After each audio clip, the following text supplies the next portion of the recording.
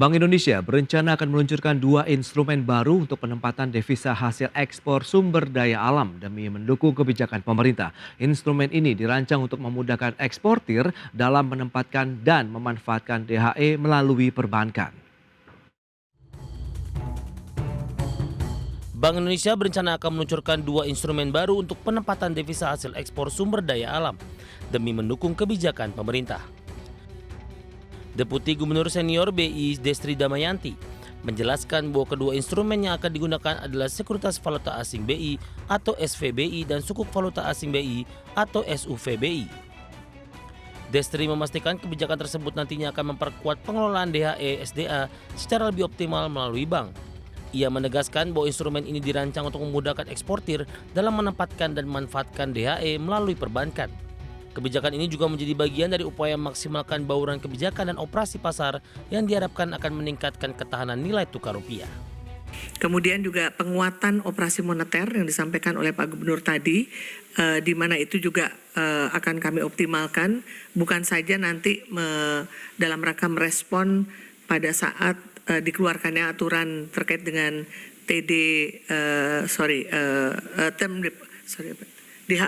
DHE falas untuk SDA, tapi juga untuk dalam rangka operasi moneter kami menjaga stabilitas nilai tukar rupiah. Sebelumnya pemerintah juga mewacanakan untuk menambah masa tunggu falas DHE SDA di dalam negeri menjadi 1 tahun. Namun kebijakan ini tentang kalangan pengusaha yang menilai hal tersebut akan mengganggu cash flow perusahaan. Jakarta, Raharjo Patmo untuk Adexchange.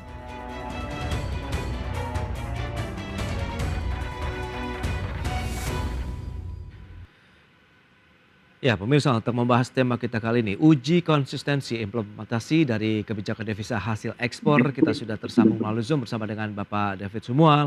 Beliau adalah Kepala Ekonom PT Bank Sentral Asia Tbk. Halo Pak David, apa kabar? Halo, Mas Pras, apa kabar? Kabar baik juga Pak David, terima kasih atas waktu yang disempatkan dan sudah bergabung juga ada Pak Fatul Nugroho, Wakil Ketua Umum Asosiasi Pemasok Energi Mineral dan Batu Bara Indonesia Aspebindo. Halo Pak Fatul, apa kabar? Kabar baik, Mas Pras. Baik, terima kasih juga atas waktu yang disempatkan dan sebelum membahas lebih jauh, Pak David, kita akan minta Anda mereview terlebih dahulu terkait dengan pelaksanaan PP nomor 36 tahun 2023 nih, tentang devisa hasil ekspor sumber daya alam Indonesia. Seperti apa nih kondisinya, implementasinya, dan juga realisasinya begitu. Silakan Pak. Ya, tahun lalu sebenarnya ekspor kita lumayan baik ya, tumbuh memang single digit hanya 200. Terakhir angkanya 264 billion ya ekspor kita di 2024. Oke. Nah yang tergolong SDA itu kan seperti pertambangan, perkebunan, perhutanan, perikanan, terutama pertambangan ya. Ya. Itu kalau kita hitung-hitung misalnya potensi misalnya dikali aja dari angka ekspor SDA kita 30% gitu ya. Itu mungkin sekitar 30 bilionan ya 30 sampai 40 bilionan. Tapi memang DHE yang masuk tidak sebesar itu ya, mungkin hanya sekitar 10% dari itu. Jadi puncaknya kalau kita lihat pernah terjadi sampai hampir 2,3 billion. Jadi memang masih jauh di bawah target dan ini mungkin masalah implementasi dan enforcement mungkin penting juga di lapangan ya dalam hal kebijakan DHE ini. Jadi kalau kita lihat di market itu yang cukup besar menyumbang likuiditas falas justru dari instrumen-instrumen portofolio dibandingkan dari hasil ekspor. Ini memang masih perlu didorong lagi ya. Kalau kita lihat dari SRB kan sekitar 15 bilionan, belum pemilikan asing di SPN ya. Itu kenapa kalau misalnya kita lihat sekarang rupiah masih cenderung volatile karena memang ini instrumen-instrumen yang jangka pendek ya. Jadi hot money. Memang kita ingin dorong yang penempatan DHE ini yang lebih besar lagi ya, hasil ekspor ini lebih besar lagi, hingga dari hot money tadi bisa jadi cold ya, lebih dingin uangnya gitu yang masuk falasnya. Iya. Tapi menurut Anda cukup positif tidak dampaknya akhirnya untuk perekonomian nasional? Ya paling tidak kita lihat dari sisi CADEV, penambah kekuatan CADEV kita, confidence terhadap rupiah gitu ya. Terus juga kita kan ingin apalagi hasil alam ya, ini kan hasil dari tanah kita, dan memang kebutuhan import bahan bakunya harusnya tidak sebesar misalnya manufaktur gitu ya. Jadi yang diinginkan sebenarnya bisa masuk sepenuhnya ke dalam negeri ya untuk hasil-hasil yang memang hasil Oke. ekstraktif dari bumi Indonesia gitu, Eh, Mas Pras. baik, baik Pak David. Nah, Pak Fatul, sebagai pelaku usaha begitu ya di sektor minerba, lantas bagaimana menurut Anda terkait dengan pelaksanaan PP nomor 36 tahun 2023 tentang DHE sumber daya alam Indonesia ini? Baik, memang kami memandang bahwa PP 36 tahun 2023 ini adalah bagian dari kebijakan pemerintah untuk utamanya menjaga nilai tukar kurs rupiah dan juga menjaga cadangan devisa negara. Ya, Namun bagi pelaku usaha khususnya di sektor minerba, kebijakan DHE ini memang menjadi tantangan tersendiri bagi kami karena ditahan sebesar 30% dari hasil ekspor tersebut itu tentunya berdampak signifikan terhadap arus kas kami, artinya terhadap pengelolaan keuangan yang harus kami lakukan. Karena oke. 30% dari hasil ekspor ini adalah juga menjadi bagian dari dana operasional kami. Ya, Karena kalau kita melihat dari beberapa perusahaan baik skala menengah maupun besar, profit margin dari perusahaan tambang khususnya batu bara itu sekitar 10 sampai 30%. Kalau kami harus menempatkan 30% dari dana hasil ekspor tersebut, maka ada dan sebagian dana operasional tersebut yang oke. kami gunakan untuk modal usaha, modal kerja, dan juga untuk ekspansi. Sehingga ini menjadi tantangan tersendiri bagi kami, bagi para pelaku usaha, khususnya di sektor pertambangan minerba. Oke, nah poin-poin apa saja kalau memang yang bisa dikritisi oleh industri pertambangan minerba lah dalam pelaksanaan aturan penempatan DHE tadi? Apakah memang ini hal yang sangat krusial terkait dengan nilai yang memang harus disimpan begitu dari sisi Anda katakan tadi 30% dari DHE atau devisa hasil ekspor? Nah, memang yang kami kritisi adalah yang pertama Mhm, besaran nilainya. oke. 30% ini tadi saya sampaikan, Mhm, kalau katakanlah kita bicara profit ya, kita bicara net profit 10%, dan sementara kami harus menempatkan 30%, maka iya, iya. ada 20% modal kerja ataupun juga capex kami yang harus ditempatkan di dalam DHE tersebut dan ditahan selama 3 bulan. Oke, Sehingga kami harus memiliki strategi pembiayaan lain karena tadi kami tidak bisa gunakan dana yang kami dapatkan revenue tersebut untuk pembiayaan modal kerja kami, sehingga kami harus menarik dari bank. Ya, oke. kami harus membuka kredit baru, dan itu kredit baru berkisar kalau dalam negeri ini kami dapatkan 12 sampai 14% Ya, per tahun interest rate-nya, sementara yang kami dapatkan dari DHE itu adalah sekitar 4%, sehingga masih ada defisit 10%, sehingga oke. itu akan menggerus kembali profit margin kami, itu pertama. Lalu yang kedua adalah ditahan selama 3 bulan ini, menurut kami ini juga cukup memberatkan karena tadi bahwa kami harus mengambil kredit baru untuk pembiayaan modal kerja yang seharusnya Ya. bisa kami dapatkan secara artinya zero interest. Ini menarik, apalagi ada wacana rencana pemerintah untuk memperpanjang lagi begitu ya, dari sisi Betul, penyimpanan tadi sampai dengan betul. setahun. Kita bahas nanti di segmen berikutnya, Pak Fatul. Kemudian Pak David kita akan jeda dulu sebentar ya, dan pemirsa kami akan segera kembali usai pariwara berikut ini.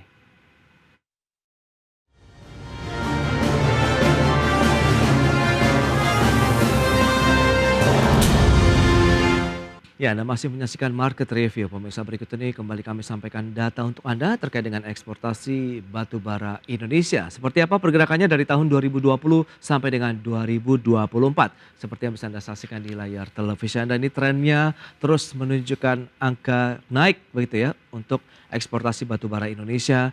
Data per 2024 sudah mencapai 435,36 juta ton. Dan berikutnya kita akan cermati surplus neraca perdagangan kita juga masih terus berlanjut begitu. Dan di tahun 2024 tercatat 31,04 miliar dolar Amerika. Meskipun dalam ya bisa dikatakan 2022-2023 ini ada kecenderungan turun untuk surplus neraca perdagangan Indonesia. Lantas bagaimana dengan cadangan devisa Indonesia data per 2024 ini? Kita akan lihat bersama Januari sampai dengan Desember tercatat memang sampai dengan akhir tahun lalu di 155,7 miliar dolar Amerika Serikat. Ini dia perjalanan dari fluktuasi pergerakan cadangan devisa Indonesia di sepanjang tahun 2024. Baik, kita lanjutkan kembali perbincangan bersama dengan Bapak David Sumual, Kepala Ekonom PT Bank Sentral Asia Tbk. Kemudian juga ada Pak Fatul Nugroho, Wakil Ketua Umum Aspebindo. Baik, kita ke Pak David. Pak David, kalau memang tadi ada beberapa hal yang nampaknya masih mengganggu begitu ya dunia usaha, khususnya para eksportir terkait dengan kewajiban DHE begitu di perbankan. 30% ini nilainya masih menjadi hal yang sangat memberatkan karena tadi sudah disampaikan Pak Fatul, data itu sebenarnya dananya bisa dipakai lah untuk kegiatan modal usaha ataupun ekspansi bisnis lainnya. Nah, Anda melihat bagaimana dengan nilai ini terlebih dahulu, Pak David? Ya, ini wacananya pemerintah kan ingin menaikkan ke 50% bahkan tuh ya. Wacananya. Nah, ini masih dipertimbangkan. Lalu juga dari sisi durasinya kan sampai setahun. Sekarang kan 3 bulan. Yes. Nah, memang ini perlu pertimbangan. Terutama ini kan juga SDA juga banyak macam ini ya. Dan secara subsektornya ya. Dan ini mungkin harus diperhatikan masing-masing dari subsektor ini perlu ditanyakan juga dan juga diskusi mungkin ya ataupun data ya. Terkait dengan arus cash flow-nya itu seperti apa, karena punya karakteristik masing-masing pastinya. Betul. Kalau kita pukul rata semua, misalnya setahun, nah ini juga mungkin bisa jadi persoalan sendiri nanti buat masing-masing subsektor yang terkait dengan SDA tadi. Oke. Lalu juga untuk nilainya juga apakah 30% ini sudah sesuai atau tidak juga harus diadakan semacam discussion juga gitu ya dengan masing-masing subsektor ya. Dan ini sebenarnya problem utamanya sih sebenarnya seperti ayam dan telur. Karena saya tahu memang banyak perusahaan-perusahaan yang terkait SDA ini juga mendapat pinjaman dari luar gitu ya, dan mereka perlu melihat gitu ya arus cash flow dari perusahaan-perusahaan tersebut yang mereka berikan pinjaman gitu ya. Jadi ada semacam klausal lah untuk mereka menempatkan dana hasil ekspornya pun di sana gitu ya. Tapi persoalannya kalau mereka mau pinjam di dalam negeri juga perbankan di dalam negeri juga kesulitan dari segi likuiditas falasnya kan, karena ditempatkannya di luar. Jadi sulit juga buat perbankan domestik memberikan return yang menarik begitu ya misalnya ya. Tapi kalau yang saya perhatikan ini kan Bank Indonesia juga berusaha untuk memberikan return simpanan yang menarik ya. Apalagi sekarang ada wacana juga dari Bank Indonesia untuk ada instrumen SVBI ya, sertifikat falas Bank Indonesia maupun sukuk. Yang saya tahu itu juga lebih menarik dari kalau kita menyimpan dalam US dollar atau falas di luar negeri ya. Kalau sebelumnya kan mereka hanya memberikan semacam outlet khusus untuk DHE ini ya, yang memang dibandingkan juga sebenarnya dengan rate di luar gitu ya. Kalau di luar itu pasti dikasih margin sedikit lebih tinggi. Tapi kalau SVBI atau sukuk itu pastinya lebih menarik karena orang asing saja mereka masuk ke Indonesia gitu untuk beli instrumen-instrumen semacam SVBI dan SUVBI ini. Jadi kalau bilang nggak menarik, katanya ini ya karena di luar justru investor asing malah masuk ya ke sini karena memang returnnya lebih menarik di Indonesia untuk instrumen Bank Indonesia ini. Mudah-mudahan ini juga bisa diimplementasikan ya. Jadi memberikan insentif juga buat pelaku ekspor itu untuk menyimpan dananya di dalam negeri. Tapi kembali tadi seperti saya sampaikan di depan, Mas Pras, perlu ada discussion ya dengan masing-masing subsektor, dengan Mas Fatul juga ya, bagaimana nih angkanya yang pas berapa gitu ya, sehingga tidak merugikan mereka juga begitu. Terkait dengan nilai ataupun angka dari DHE sendiri, kemudian perpanjangan waktu penyimpanan begitu di dalam negeri akan menjadi 1 tahun rencananya begitu. Ini nanti efektif tidak akhirnya juga untuk bisa memperkuat lagi cadangan devisa Indonesia, menjaga nilai tukar rupiah kita lebih stabil, Pak David? Ya, kalau cadangan devisa seperti saya sampaikan tadi memang porsinya lebih besar, memang masih yang terkait dengan utang ya. Ya. Utang falas, SRBI ya. Lalu juga dana-dana portofolio dibandingkan ekspor. Memang ekspor ini belum sepenuhnya masuk ya, harus diakui, karena kalau kita lihat data dari BPS dibandingkan data dari Bank Indonesia, ini kan aliran dana kalau yang Bank Indonesia ya. Oke. Kalau BPS itu kan catatan dari pelabuhan. Ya, ini nggak match ya. Dan memang kendalanya tadi yang saya sampaikan, memang kebutuhan falasnya juga besar kan untuk SDA ini, dan banyak pinjaman dari luar, dan mereka sulit mendapat pinjaman dari dalam negeri karena memang falasnya juga likuiditasnya terbatas di dalam negeri. Jadi seperti ayam dan telur kembali tadi. Nah, makanya perlu ada kebijakan-kebijakan secara gradual supaya pelan-pelan juga keadaan ini nggak berlangsung terus itu ya, sehingga rupiah kita juga tidak terombang-ambing dan sektor-sektor lain yang di luar SDA juga bisa berkembang. Karena kalau kita lihat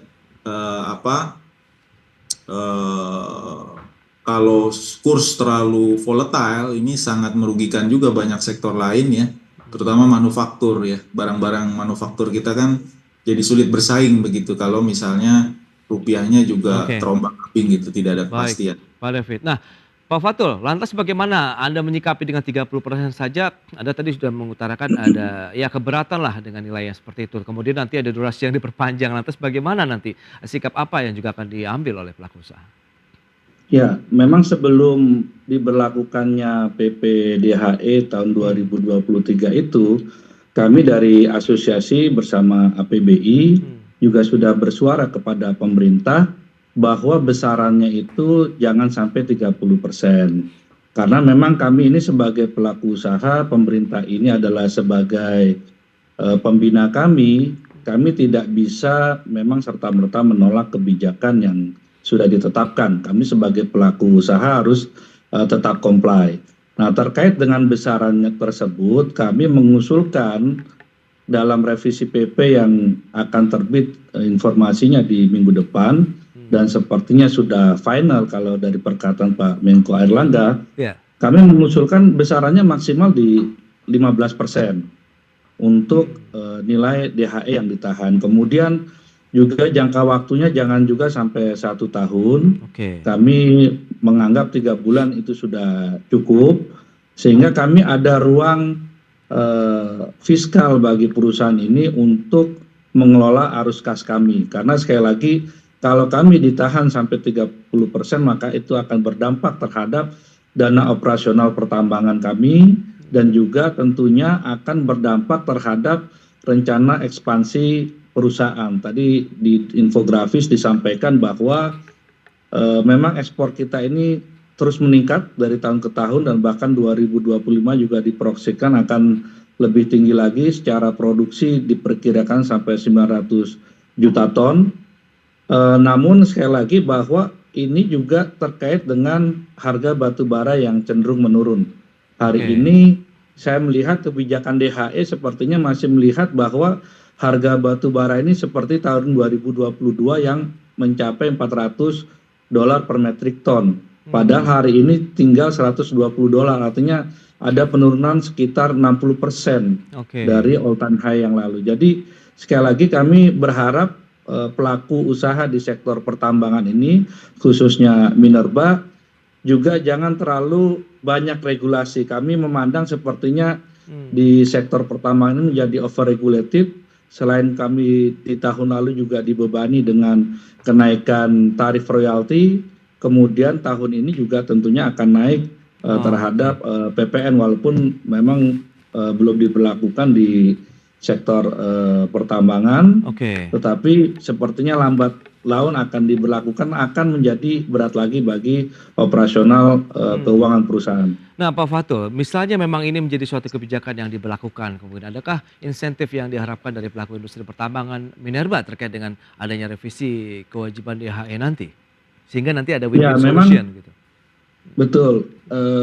Kalau memang ini diberlakukan, katakanlah masih tetap 30%, kemudian jangka waktunya diperpanjang menjadi 1 tahun, ini menjadi tantangan yang sangat berat bagi kami Oke. untuk menyediakan dana operasional perusahaan. Maka insentif yang kami harapkan tentunya adalah pertama adalah pembiayaan dalam negeri dengan suku bunga yang murah. Tadi saya sampaikan kalau DHE 30% ditahan sampai 1 tahun, maka kami harus mengambil kredit untuk modal kerja yang besaran interest rate-nya mencapai sekitar 14%. Artinya kami defisit 10%.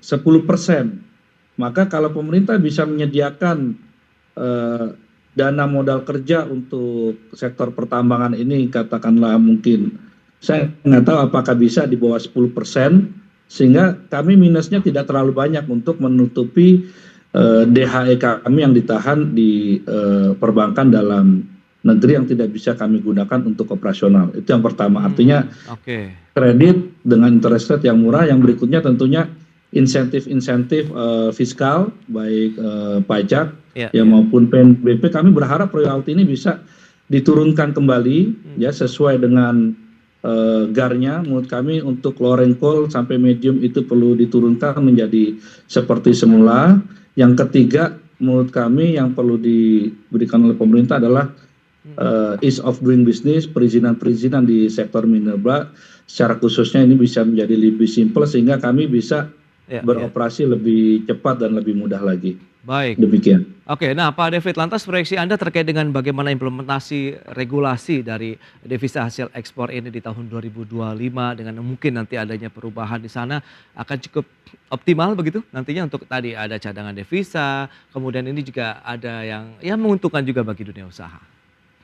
Ya kembali Mas Pras ya, saya pikir memang perlu ada diskusi tadi ya. Jadi tadi disampaikan oleh Mas Fatul juga kan pertambangan nggak semuanya bagus juga. Batu bara kan mungkin lagi melemah juga ya. Tapi perkebunan misalnya CPO lagi bagus.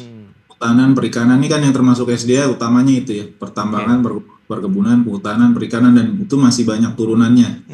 Nah ini mungkin perlu dilihat secara dinamis juga ya di masing-masing subsektor ini. Menurut saya sih waktu dulu ada discussion juga dengan regulator ini salah satu yang saya usulkan perlu ada dynamic policy, pertimbangkan berbagai macam variabel juga gitu ya termasuk harga tadi. Jadi tidak menekan juga industrinya. Nah mengenai suku bunga menurut saya sih sebenarnya ini kan juga bisa dijadikan jaminan DHE ini ya yang disimpan misalnya di SVBI atau di Sukuk Bank Indonesia. Ini bisa dijadikan jaminan untuk mendapatkan pinjaman ya. Tentunya kalau ini kan secure, very secure ya SVBI sehingga harusnya dari sisi suku bunga itu sangat bersaing harusnya untuk bunga falas maupun rupiah ya.